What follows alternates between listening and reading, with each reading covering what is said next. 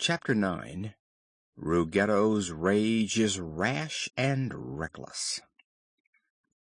The way taken by the adventurers led up hill and down dale, and wound here and there in a fashion that seemed aimless, but it always drew nearer to a range of low mountains, and Files said more than once that he was certain the entrance to Ruggedo's cavern would be found among these rugged hills. In this he was quite correct. Far underneath the nearest mountain was a gorgeous chamber hollowed from the solid rock, the walls and roof of which glittered with thousands of magnificent jewels. Here, on a throne of virgin gold, sat the famous Nome King, dressed in splendid robes and wearing a superb crown cut from a single blood-red ruby. Ruggedo, the monarch of all the metals and precious stones of the underground world, was a round little man with a flowing white beard, a red face, bright eyes, and a scowl that covered all his forehead. One would think to look at him that he ought to be jolly. One might think, considering his enormous wealth, that he ought to be happy. But this was not the case. The Metal Monarch was surly and cross because mortals had dug so much treasure out of the earth and kept it above ground, where all the power of Ruggedo and his gnomes was unable to recover it. He hated not only the mortals, but also the fairies who live upon the earth or above it, and instead of being content with the riches he still possessed, he was unhappy because he did not own all the gold and jewels in the world. Ruggedo had been nodding half asleep in his chair, when suddenly he sat upright, uttered a roar of rage, and began pounding upon a huge gong that stood beside him. The sound filled the vast cavern and penetrated to many caverns beyond, where countless thousands of gnomes were working at their unending tasks, hammering out gold and silver and other metals, or melting ores in great furnaces, or polishing glittering gems. The gnomes trembled at the sound of the king's gong, and whispered fearfully to one another that something unpleasant was sure to happen, but none dared pause in his task. The heavy curtains of cloth of gold were pushed aside, and Kaliko, the king's high chamberlain, entered the royal presence. "What's up, your majesty?" he asked with a wide yawn, for he had just wakened. "Up!" roared Ruggedo, stamping his foot viciously. "Those foolish mortals are up, that's what, and they want to come down." "Down here?"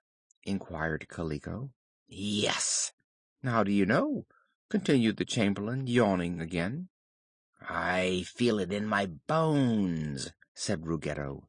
"I can always feel it when those hateful earth crawlers draw near to my kingdom. I am positive, Kaliko, that mortals are this very minute on their way here to annoy me, and I hate mortals more than I do catnip tea." "Well, what's to be done?" demanded the gnome.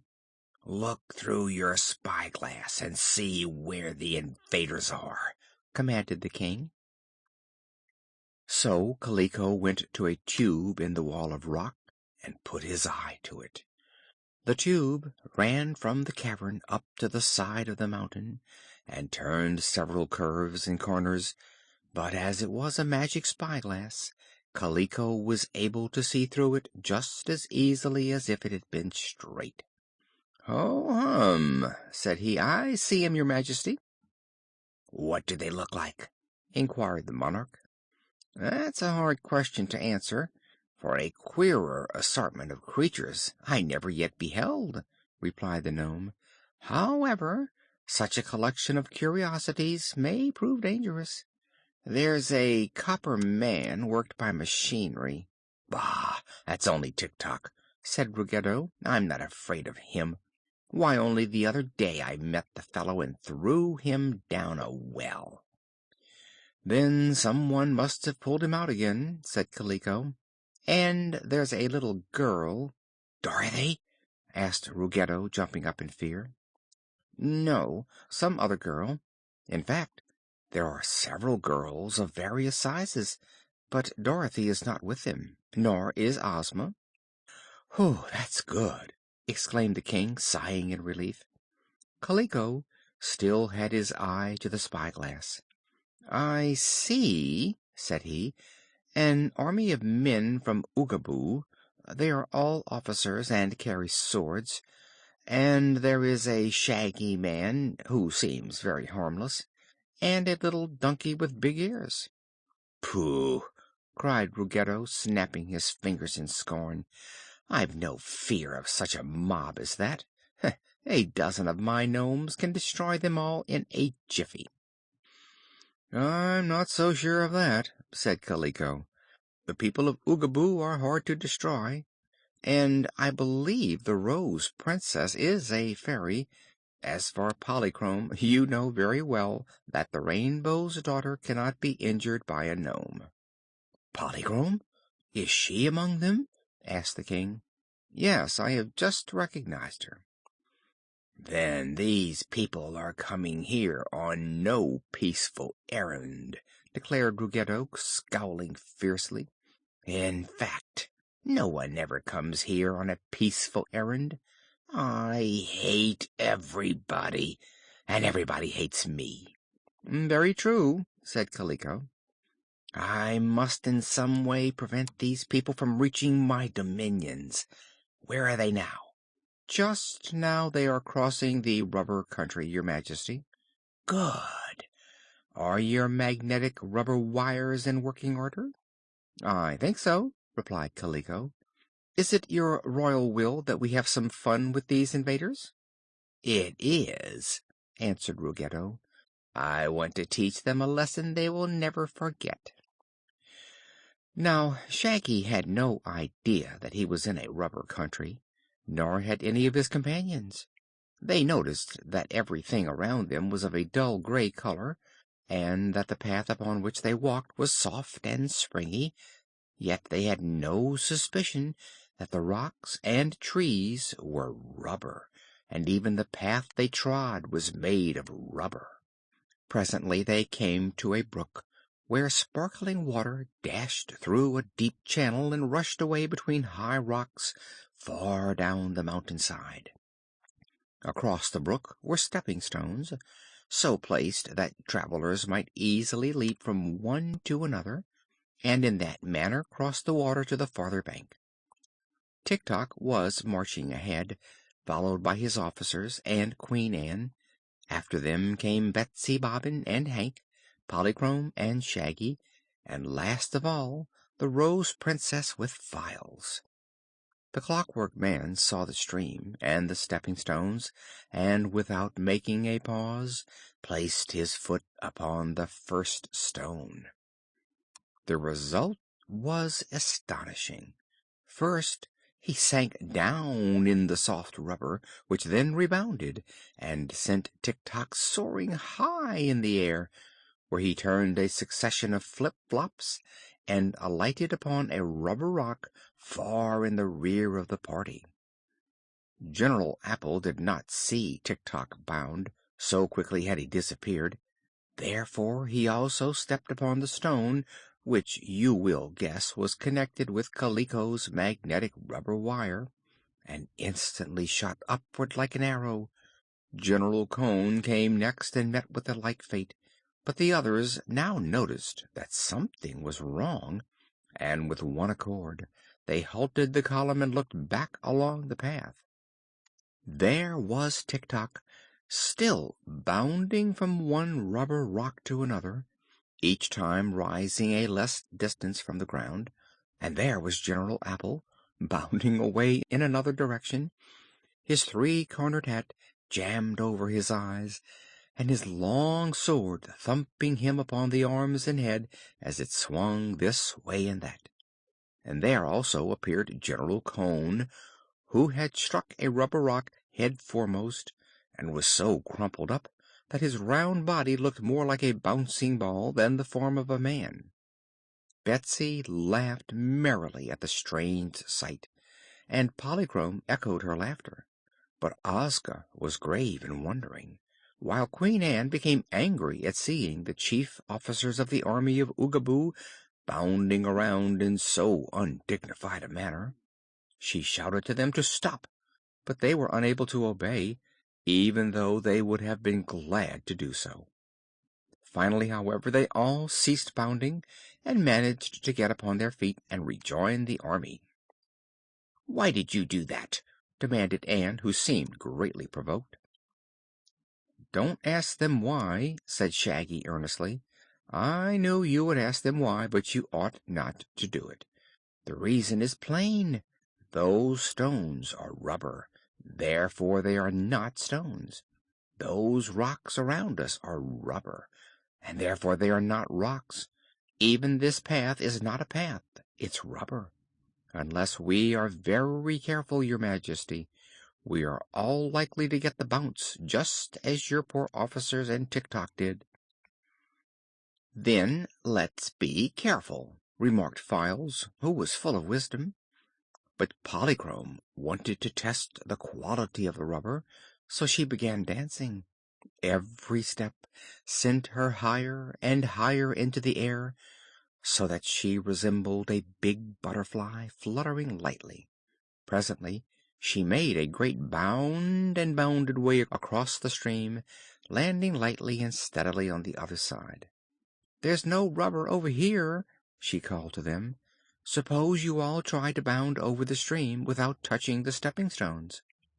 Ann and her officers were reluctant to undertake such a risky adventure, but Betsy at once grasped the value of the suggestion and began jumping up and down until she found herself bounding almost as high as Polychrome had done.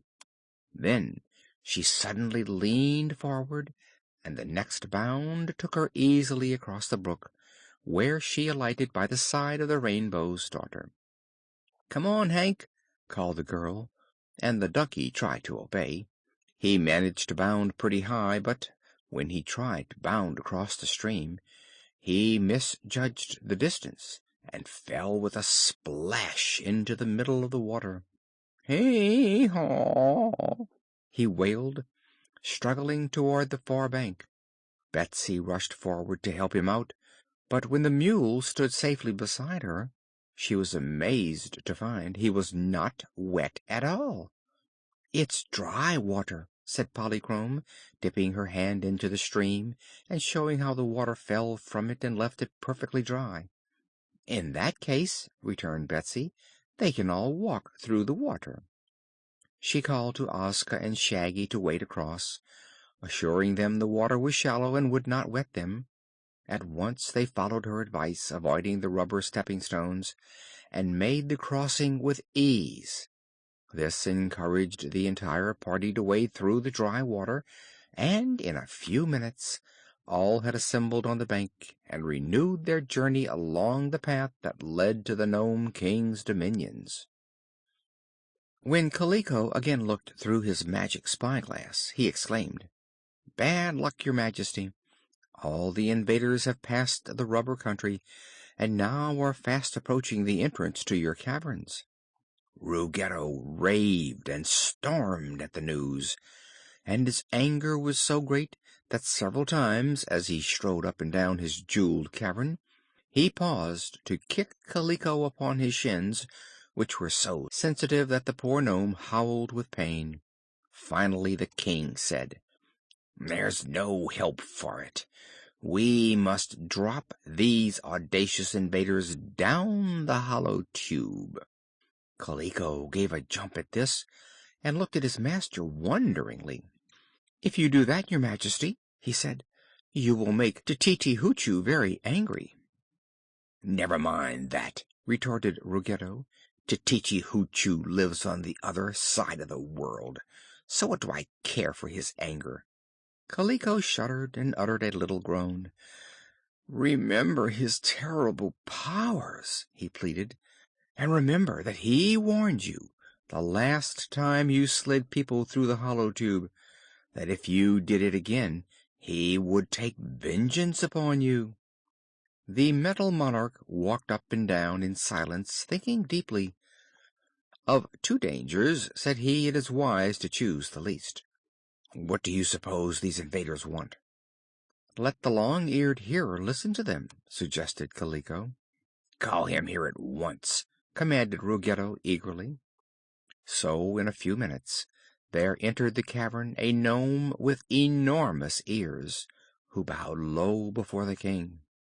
"Strangers are approaching," said Ruggedo, "and I wish to know their errand. Listen carefully to their talk, and tell me why they are coming here and what for." The nome bowed again and spread out his great ears, swaying them gently up and down and back and forth. For half an hour he stood silent, in an attitude of listening, while both the king and Kaliko grew impatient at the delay. At last the Long-Eared Hearer spoke. "Shaggy Man is coming here to rescue his brother from captivity," said he. "Ha! The ugly one!" exclaimed Ruggedo. "Well, Shaggy Man may have his ugly brother for all I care. He's too lazy to work, and is always getting in my way. Where is the ugly one now, Kaliko? The last time your Majesty stumbled over the prisoner, you commanded me to send him to the Metal Forest, which I did. I suppose he is still there." "Very good. The invaders will have a hard time finding the Metal Forest," said the King, with a grin of malicious delight. "For half the time I can't find it myself. Yet I created the forest and made every tree out of gold and silver, so as to keep the precious metals in a safe place and out of the reach of mortals. But tell me, Hearer, do the strangers want anything else?" "Yes, indeed they do," returned the nome. "The army of Oogaboo is determined to capture all the rich metals and rare jewels in your kingdom, and the officers and their queen have arranged to divide the spoils and carry them away." When he heard this, Ruggedo uttered a bellow of rage and began dancing up and down, rolling his eyes, clicking his teeth together, and swinging his arms furiously. Then, in an ecstasy of anger, he seized the long ears of the Hearer and pulled and twisted them cruelly. But Kaliko grabbed up the King's scepter and rapped him over the knuckles with it, so that Ruggedo let go the ears and began to chase his royal chamberlain around the throne. The Hearer took advantage of this opportunity to slip away from the cavern and escape, and after the King had tired himself out chasing Kaliko, he threw himself into his throne and panted for breath, while he glared wickedly at his defiant subject. "You'd better save your strength to fight the enemy," suggested Kaliko. "There will be a terrible battle when the army of Oogaboo gets here." "The army won't get here," said the King, still coughing and panting. "I'll drop 'em down the hollow tube, every man Jack and every girl Jill of 'em."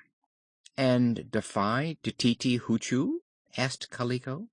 "Yes. Go at once to my chief magician and order him to turn the path toward the hollow tube, and to make the tip of the tube invisible, so they'll all fall into it." Kaliko went away shaking his head, for he thought Ruggedo was making a great mistake. He found the magician and had the path twisted so that it led directly to the opening of the hollow tube, and this opening he made invisible. Having obeyed the orders of his master, the royal chamberlain went to his private room and began to write letters of recommendation of himself, stating that he was an honest man, a good servant, and a small eater. "Pretty soon," he said to himself, "I shall have to look for another job, for it is certain that Ruggedo has ruined himself by this reckless defiance of the mighty Tititi Hoochoo. and in seeking a job nothing is so effective as a letter of recommendation. CHAPTER 10